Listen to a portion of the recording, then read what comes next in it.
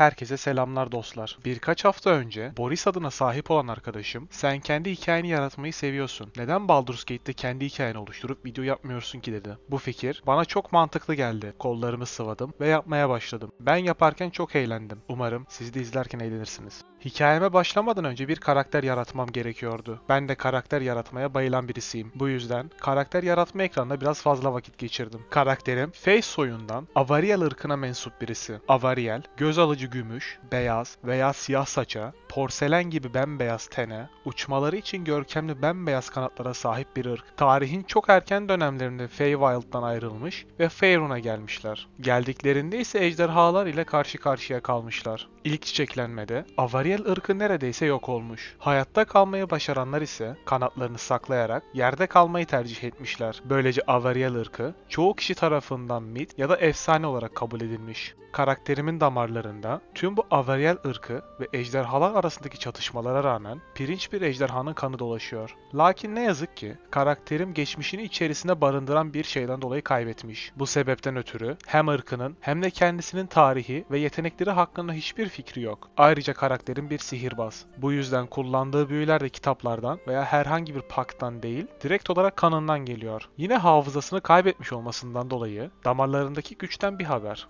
Karakterim yeteneklerini ve geçmişini yaşadıklarına ve seçimlerine göre sizler gibi zaman içerisinde hatırlayacak ve öğrenecek. Tüm bu ön söz sırasında arka planda karakterimin görünüşünü ve hikayesini oluşturmayı bitirdim ve sıra karakter oluşturmanın en zor kısımlarından birisi olan isim seçmeye geldi. Bolca düşündükten sonra karakterimin adını Winifred koymaya karar verdim. Bu aslında karakterimin ismi değil, birileri tarafından ona verilmiş bir ünvan. Anlamı ise kutsal, kutsanmış uzlaşma, neşe ve barış. Bu durumda anlamını getiren kişi manasında kullanılıyor. Bu da size ufak tatlı bir spoiler olsun. Karakterimin neden bunu ismi olarak gördüğü ise diğer özellikleri gibi ileride anlam kazanacak. Ve böylece Winifred'in hikayesi başlıyor.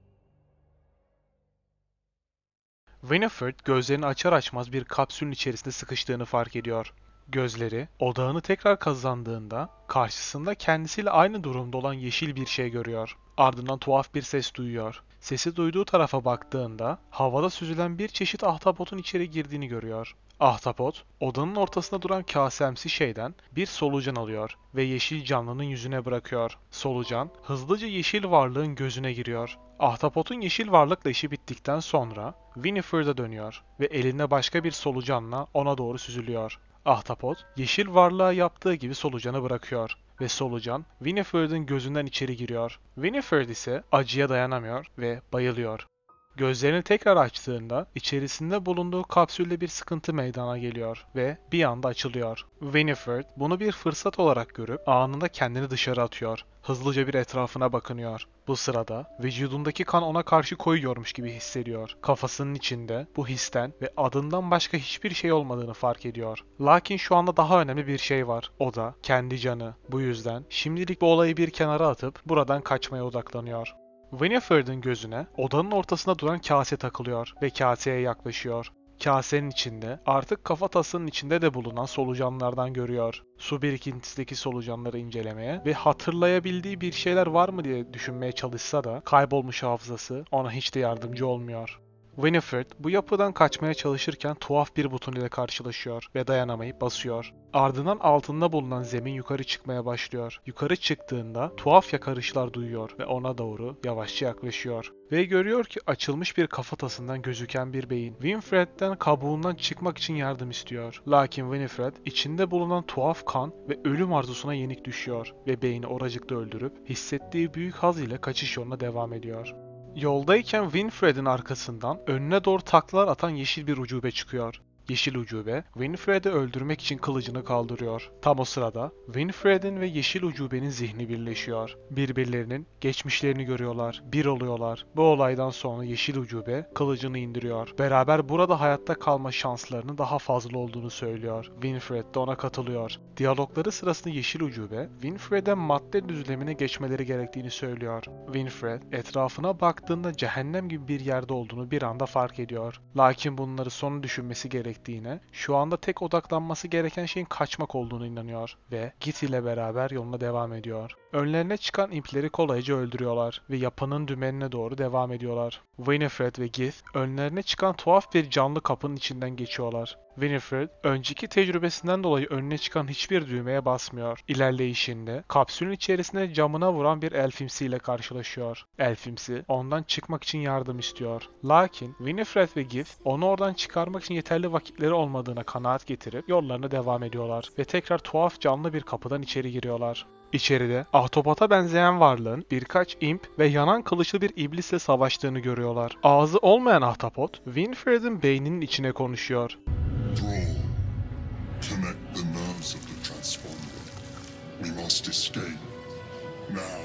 Diyor. Winifred bunu kaçış fırsatı olarak görüyor ve ahtapotun emrine uyuyor. Önüne çıkan impleri öldürerek dümene koşuyor. Tam dümene varmış, bağlantıları yaparken bir ejderha gemiye saldırıyor ve içeriye alev püskürtüyor. Alev dümenin bütünlüğünü bozuyor. Gemi boyutlar arasında kontrolsüzce gezmeye başlıyor. Hasarlı gemi ise bir diyara sonunda kilitleniyor. Winifred ise bir o yana bir bu yana savruluyor. Kafasına aldığı taş darbesiyle bayılıyor ve gemiden fırlayıp uçuyor. Tam yere çakılıp pekmez olmadan önce bir şey onu tutuyor ve nazikçe yere bırakıyor. Bir süre sonra Winifred uyanıyor. Ayağa kalkıyor. Gemiden kurtulduktan sonra anılarının geri gelmesini bekliyordu. Lakin bu gerçekleşmedi. Yaşadıkları hayal değildi. Gerçekten yaşanmıştı. Kafasının içinde bir solucan vardı ve eğer ondan kurtulmazsa geçmişi gibi geleceği de olmayacaktı. Bu yüzden acilen bir şifacı bulması gerektiğini düşündü.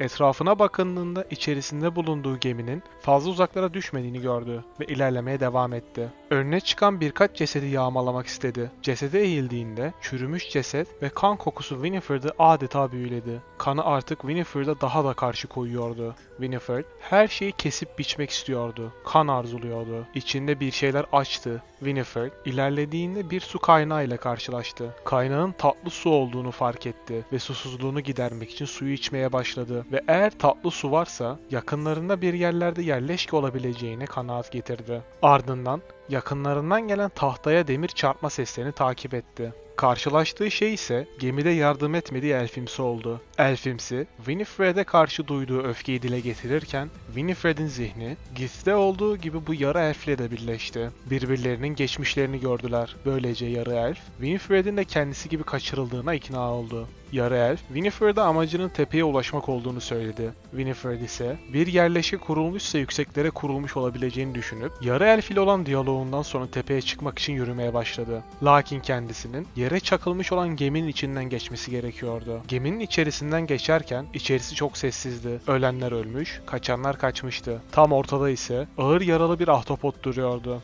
Winifred, ahtapotu oracıkta öldürebilirdi. Lakin zihninde tuhaf bir duygu belirdi. Bu merhametti. Winifred, ahtapotun onun zihnini ele geçirmeye çalıştığını fark etti ve kurtulmaya çalıştı. Lakin hareket edemiyordu, düşünemiyordu. Ahtapot, bir saniyeliğine odağını kaybetti ve böylece Winifred zihin kontrolünden kurtuldu. Onu yine oracıkta öldürebilirdi fakat bu fazla ani olurdu. Bu yüzden onu oracıkta yavaş yavaş acılı bir ölüme bırakarak yoluna devam etti. Tepeye tırmanma serüveninde beyaz saçlı başka bir elf ile karşılaştı. Elf, şu beyin yaratıklarından birini köşeye sıkıştırdım. Öldürmeme yardım et dedi. Winifred'in ise böyle ufak şeylere vakti yoktu. Sen halledersin deyip yoluna devam ediyordu ki elf arkasından boynunu bir bıçakla sarmalayıp onu yere düşürdü. Winifred aniden gelen bu saldırıya tepkisiz kalmadı ve refleks olarak yuvarlanarak kendini bıçaktan uzaklaştırdı ve ayağa kalktı. Tam saldırmak için hareket edecekti ki ikilinin beyni birbiriyle birleşti. Birbirlerinin geçmişlerini gördüler. Elf o anda onun bir düşman değil, kendisi gibi bir mağdur olduğunu anladı. Ufak bir özürleşme ve tanışmadan sonra Winifred, Astarion ile yollarını ayırmak üzereyken bir anda durdu ve yanında Astarion gibi rastgele canlıları düşünmeden öldürebilecek birinin bulunması gireceği savaşlarda işine yarayabilir diye düşündü. Daha hızlı ve daha çok kan dökebilirdi. Daha çok canlının hayatına son verebilir ve üzerlerine dans edebilirdi. Bu yüzden Astarion'a yolculuğuna dilerse eşlik edebileceğini söyledi. Astarion ise teklifini kabul etti ve ikili tepeye doğru yolculuklarına devam ettiler. Tepeye tırmanışları sırasında Winifred'in gözüne stabil olmayan bir portal çarptı. İkili portala yaklaştığında Birel portalın içinden çıktı ve yardım diledi. Lakin o anda Winifred'in kanı zihnine karşı koydu. Bir anda her şey karardı. Sonrasında ise Winifred, elin sahibinin attığı çığlıkları duymaya başladı. Elinden hiçbir şey gelmiyordu. Kontrol onda değildi ve olmasına da gerek yoktu. O bundan çok büyük zevk alıyordu. Winifred tekrar kendine geldiğinde portalın stabilleştiğini gördü. Gözleriyle aşağı baktığında ise kanlar içinde bir el gördü. Kana bulanmış elden gelen kan kokusu ona çok büyük haz ve neşe veriyordu. Yüzünde devasa bir gülümsemeyle eli çantasına attı. Asterion ise az önce gördüklerini henüz sindirememişti. Biraz şaşkın olsa da o da bu kan kokusundan keyif alıyordu ve ikili tepeye tırmanmaya devam ettiler.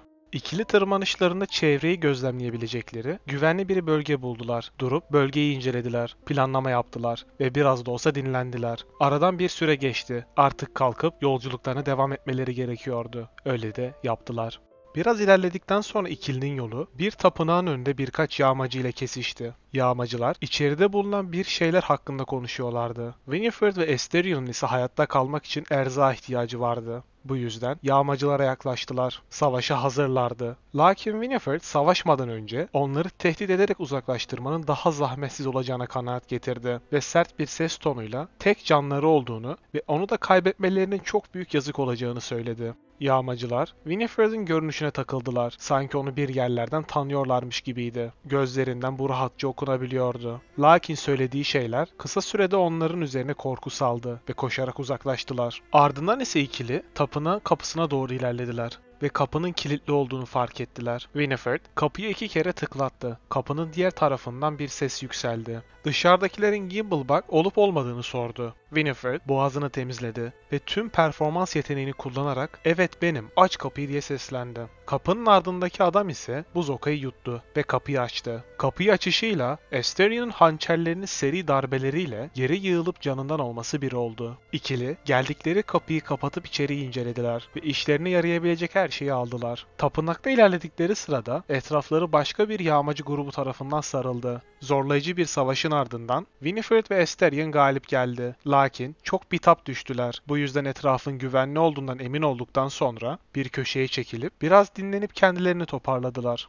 Kendilerine geldikten sonra ikili tapınağın derinliklerine doğru devam etti. Yolun sonunda geniş bir odaya ulaştılar. Oda içerisinde bir sürü iskelet gördüler. Lakin yollarına devam ettiler. İlerleyişlerinde ufak bir oda Winifred'in gözüne çarptı. Oda ilk başta bomboş gibi dursa da Asterion kızıl gözleriyle köşede duran kilitli bir kitap gördü ve Winifred'a söyledi. Winifred ise kitabı eline aldı ve direkt üzerinde mistik ürünler olduğunu fark etti. Her ne kadar onları çözmeye çalışsa da başarılı olamadı. Daha sonra kafa yormak üzere kitabı çantasına attı ve bir önceki odaya geri döndüler. Çünkü bu odada tuhaf bir aura hissediyordu. Bir şeyler onu çağırıyor gibiydi. Ki odada gezinirken bir buton gördü. Hislerine engel olamayıp butona bastı ve hali hazırda yerde hareketsiz yatan iskeletler hareket etmeye başladı.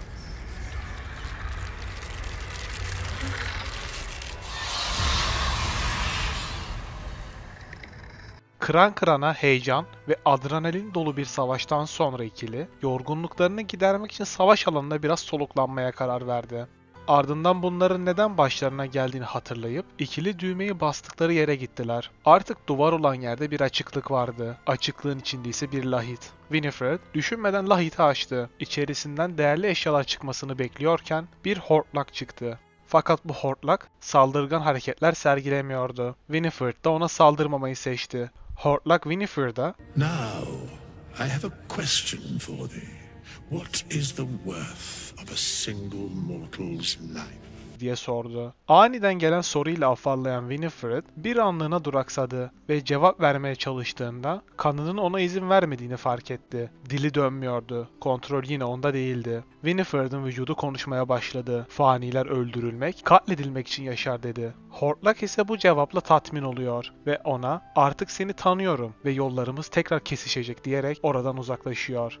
Yaşadıklarını anlamlandırmaya çalışan Asterion ve Winifred bir süre kafalarını toparlıyorlar ve bu tapınaktan çıkma kararı alıyorlar. İkilerin nihayetinde yüzeye çıkmayı başarıyor. Asterion etrafı kolaçan ederken Winifred derin bir nefes çekip temiz hava alıyor. Ardından ikili yakınlarda olduğunu tahmin ettikleri yerleşkeyi aramaya koyuluyorlar. Bir süre sonra nerede olduklarını anlamak için bir yüksekliğe çıkıyorlar ve aradıkları yerleşkenin kapısıyla karşılaşıyorlar. Kapıda bir maceracı grubunun kapının tepesinde duran bir tiefling ile olan tartışmalarına şahit oluyorlar. Maceracılar bir goblin sürüsünün saldırıya geldiğini, acilen kapıyı açmaları gerektiğini söylüyor. Lakin çok geç kalmışlardı. Goblinler yetişmişti. Tepede duran Winifred ve Asterion da tercih hakları olmadan bu savaşa dahil oldular. Amansız bir savaşın ardından maceracılar, Tieflingler, Asterion ve Winifred savaşın galip gelen tarafı oluyor. Korunun kapısı ikili için açılıyor ve ikili sakin sakin içeride ilerliyorlar. Bir müddet ilerledikten sonra ikili maceracıların lideri ve Tieflinglerin liderinin ateşli bir tartışmada olduklarını görüyorlar ve gözleriyle buna karışmamanın, sessizce seyretmenin daha keyifli olacağına karar veriyorlar. Tartışma sırasında maceracıların lideri Tiefling'e sümsüğü yapıştırıyor ve yere seriyor. Winifred hafif bir sırıtıştan sonra Asterion'a işaret ediyor ve oradan uzaklaşıp korunun içerisine doğru yürümeye başlıyorlar ve bir tüccar onları çeviriyor. Üçlü ufak çaplı bir sohbet ediyor. Sohbetleri sırasında tüccar, yakında bir ayinin tamamlanacağını, korunun dışarıyla olan tüm bağlantısının kopacağını çıtlatıyor. Ardından Winifred bir şifacıya ihtiyaç duyduklarını söylüyor. Bunun üzerine tüccar, korunun iç odalarında Nettie adında bir şifacı olduğunu, dilerlerse uğrayabileceklerini söylüyor. Ardından ikili, tüccara eyvallah çekip iç odalara doğru yola koyuluyorlar. İlerleyişlerinde önce talim yapan birkaç çocuk Tiefling ve bir insanla karşılaştılar. İnsan, korunun kapısında savaşta onlara yardım eden kişiydi. Bu yüzden Winifred, onunla konuşmanın mantıklı olabileceğine karar verdi ve ona seslendi. Tam insan kendini tanıtırken zihinleri bir oldu. Onun kafasının içinde de bir solucan vardı. Winifred, anılarında cehennemin çorak topraklarında şeytanlarla, iblislerle savaşan hudutların silahşörüydü ve ardından tekrar kendisi oldu. Winifred, onun savaş yeteneklerine şahit olduktan sonra kendi savaşlarında akacak kanı, solacak ruhları hayal etti ve adı Will olan bu insana müttefiklik teklif etti. Will da bir yoldaşa ihtiyacı olduğunu söyleyerek teklifini kabul etti. Sonrasında ise korunun iç odalarını ilerlerken bir taş üstünde oturan, daha önce Winifred'in karşılaştığı yarı elf ile karşılaştılar. Yarı elf, Winifred'i onu takip etmekle suçladı. Yarı elf bu cümleleri kurarken, Winifred'in gözlerine elinde tuttuğu tuhaf şey takıldı. Lakin bunu kendisine sakladı ve yarı elfe, sert bir dille hayatta kalmak gibi bir derdim varken neden seni takip edeyim dedi. Yarı elf de bunu mantıklı buldu ve bunun onların ortak noktası olduğunu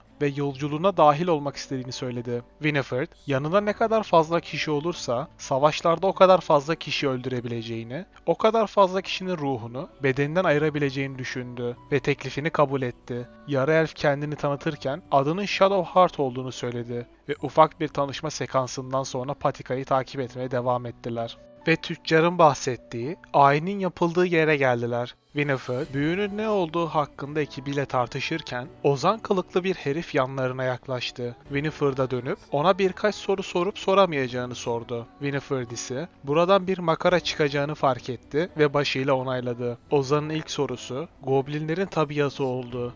Winifred'ın cevabı ise goblinlerin gayet net, keskin ve hatasız tarifi oldu. Ozan dediklerini not aldıktan sonra ikinci sorusu geldi. Sorusu dışarıdaki ejderhaydı. Dışarıda ejderha olmamasına rağmen Winifred ise ona ayak uydurdu ve dışarıda pirinç bir ejderha gördüğünü söyledi. Lakin Ozan bunun yanlış olduğunu, dışarıda gümüş bir ejderha olduğunu söyleyip kendi dediklerini not aldı. Ardından ise üçüncü sorusu geldi. Goblinler saltık diye bağırıyorlar mıydı? Winifred, Ozan'ın isteklerini artık anlamıştı. O yüzden cevabı saltık, saltık diye savaş narası attılar oldu. Bunun üzerine vücudu heyecan ile dolup taşan Ozan hızlıca notlarını aldı ve ekibe kendi gözleriyle görmek için Goblinlerin kampına gittiğini söyledi ve selamını verip gitti.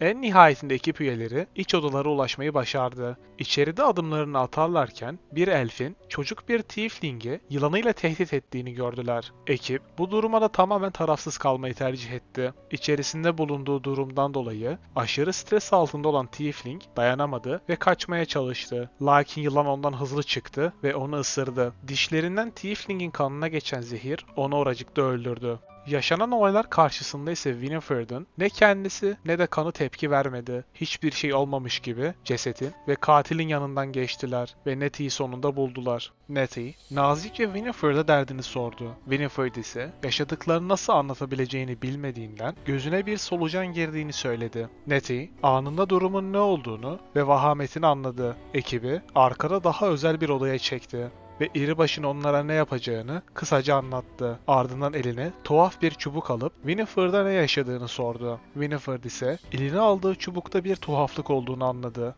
ve herhangi bir saldırıya karşı tetikte durdu. Ancak aynı zamanda Nettie'nin onun kurtuluş yolu olduğunu inanıyordu. Bu yüzden ona tam anlamıyla dürüst oldu. Ne yaşadığını tek tek anlattı. Buna karşı Nettie de ona karşı dürüst oldu. Kendisinin tedaviyi bilmediğini, bilen kişinin Halsin adındaki baş druid olduğunu söyledi. Lakin Halsin'in daha önce kapıda gördüğü maceracılarla Goblin kampına bu hastalığı araştırmak için gittiğini, bir daha da gelmediğini ekledi. Bunun üzerine ekip Halsin'i aramayı kendi görevleri olarak gördü ve Nettie'ye eyvallah çektiler. Tam dışarıya çıkmadan önce Winifred masanın üstüne duran bir iribaş şişesi gördü ve onu aşırıp öyle dışarıya çıktı.